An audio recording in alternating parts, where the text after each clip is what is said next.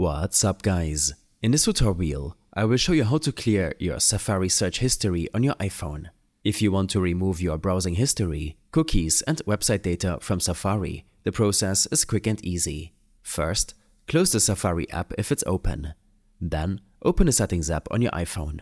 Once you're in Settings, scroll down until you find Safari and tap on it.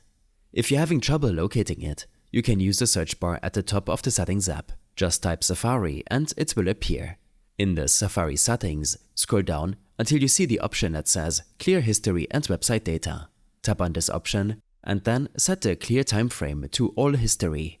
This will let you delete your entire browsing history, cookies and other browsing data. If you're sure you want to proceed, tap Clear History to confirm. Once you do that, your Safari search history and all related website data will be cleared from your device. I hope this helped you out. Leave a comment if you have any questions and see you in the next one.